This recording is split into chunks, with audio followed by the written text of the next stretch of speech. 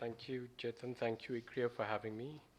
Um, it's an invitation I couldn't refuse for a variety of reasons, not least of which is the fact that many, many years ago now, Roy and I had an opportunity to work with each other on China.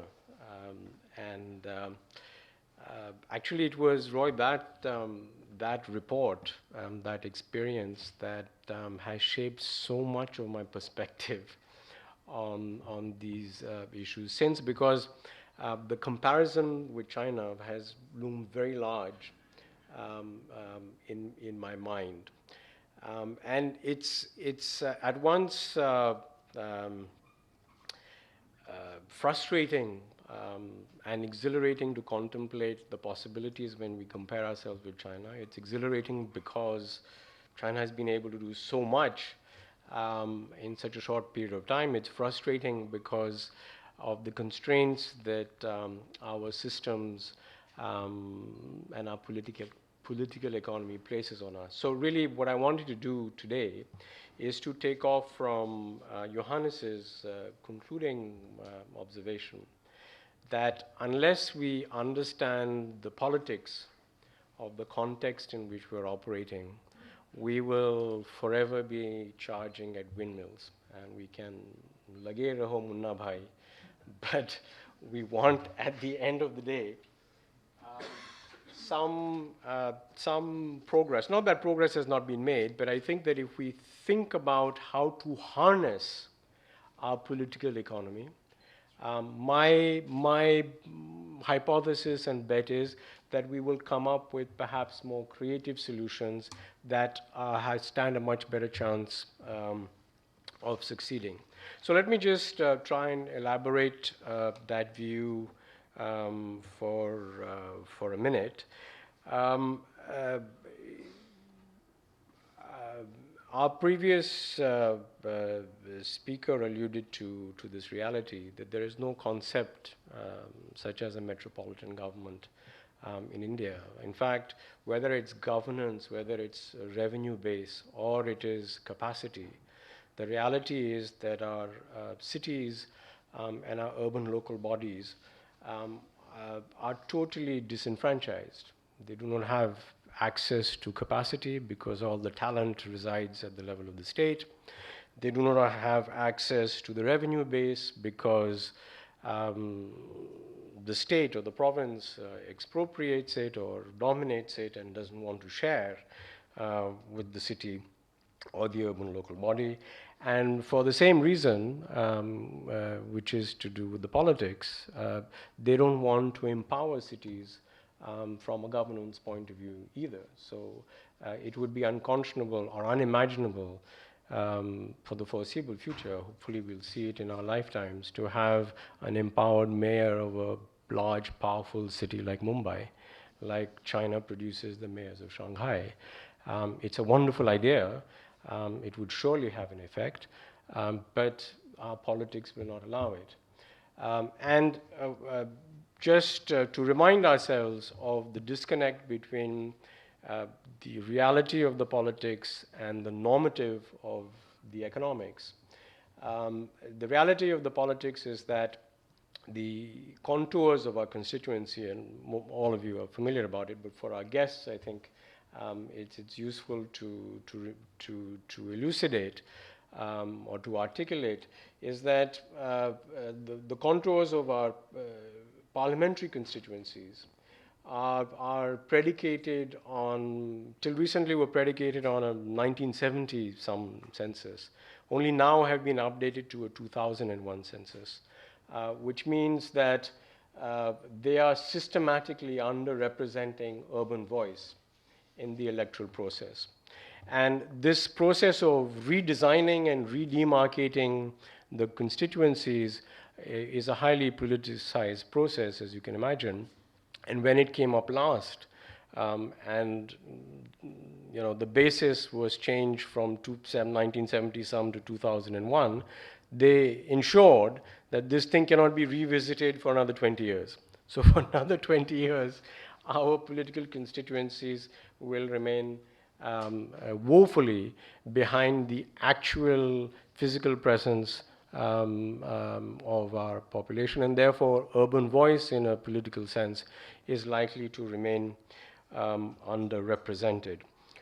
The reality, again, the political reality is that overwhelming vote share comes from rural India, and therefore this explains really the current state of our cities. And because our politics demands our leaders to think about the here and now, pressures our leaders to think about the here and now, it's very difficult for them to resist that pressure and think really long term. It requires a degree of statesmanship that only the most naive idealist would expect from our political class. So that's where we are, politically speaking. However, so how can we, in this context, get mileage for urbanizing India? So here's my hypothesis, and the census data clearly demonstrates that, and a lot of research is showing this, that the lines, as you would expect, between urban and rural are beginning to blur very rapidly. And so you get this rural-urban continuum, and you have this new class of cities that are called census towns that are not administratively treated as urban local bodies, but politically are part of rural constituencies. So, and they have grown very dramatically, and they will continue to grow very dramatically, is my guess and bet. And because our whole resource allocation system in government is geared towards rural, so the Rural Development Ministry is by far the largest recipient of central government funding, for example. They have no issue at all in channeling a large part of their budget, or an increasing share of the budget, to census towns, because politically that is still rural.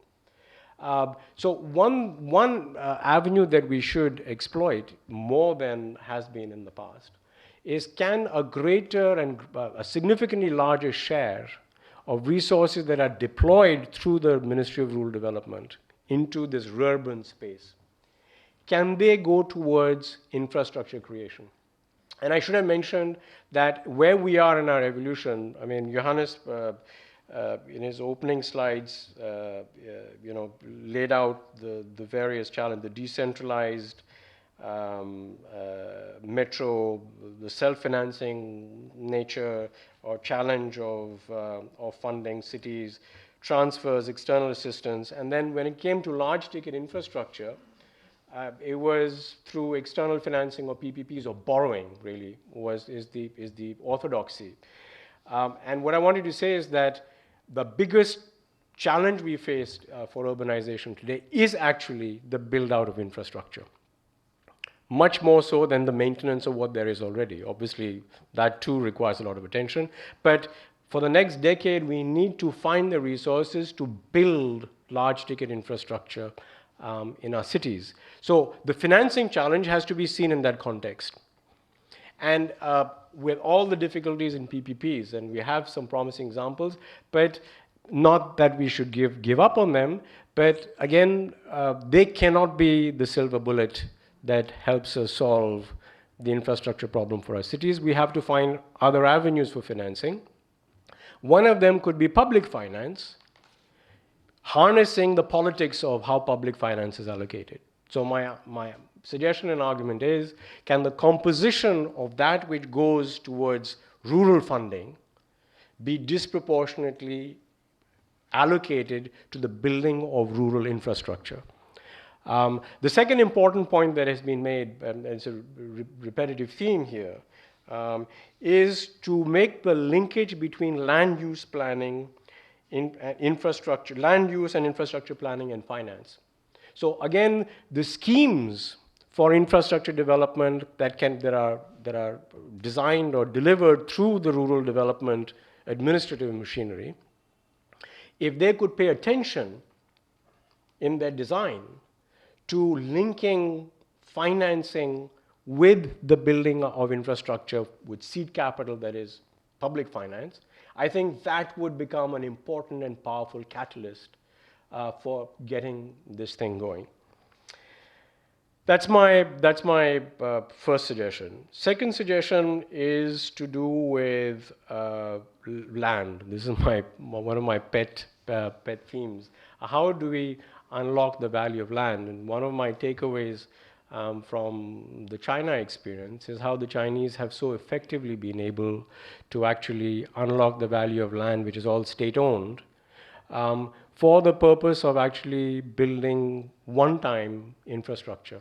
So today the Chinese municipalities are facing withdrawal symptoms because they can no longer rely on financing from land. But you know what? Having unlocked that value, at least they've built the infrastructure. So we need to find mechanisms to do that. Land value capture is one of them, but they're difficult to design, difficult to administer. One thought, and maybe more work can be done on this, is that where a huge amount of value is created in the private space is at the moment where agricultural land is changed, its land use is changed from agriculture to non-agricultural use, right? So there, the political economy is such that transfers take place at depressed prices, meaning from farmers to whoever wants to develop the land. And once the land comes into the hands of the developer, the change in land use also happens at sort of fairly ad hoc rates, which are ridiculously low. Is there some way that we can systematically, across the country, certainly starting with some states, at that point, charge a fee that is much more substantial than we are collecting today? So anytime land use is changed, the state should benefit in the form of some kind of tax. It seems to me that it will be contentious, no doubt. It'll be resisted, but we may have some success, and it's easy enough to administer, to actually pursue that and take advantage of this unstoppable trend of land being converted from agriculture to non-agricultural uses. The third suggestion I have, and that again, it's not a silver bullet, but I'm basing it on the experience of at least certain metropolitan regions and certain states. There is a lot of land that sits with state agencies of different kinds. And I don't just mean the army or the ports authority and so on, but there are development authorities and industrial development corporations of different kinds that have actually aggregated large chunks of land in different states. The Gujarat Industrial Development Corporation is a case in point. You have similar institutions in Maharashtra. Every state has some version of these, and they have to, in different degrees, been successful in actually monetizing that land bank to build and create infrastructure. Can some focus be, can we provide focused attention to developing the capacity of these development corporations so that whatever land they currently have, they can appropriately monetize, and then they should have the skill set to be able to use it and deploy it for the development of infrastructure. After all, the MMRDA in Mumbai have done a very creditable job of doing precisely that. This surely is something that can be replicated at greater scale. So finally, to conclude, and just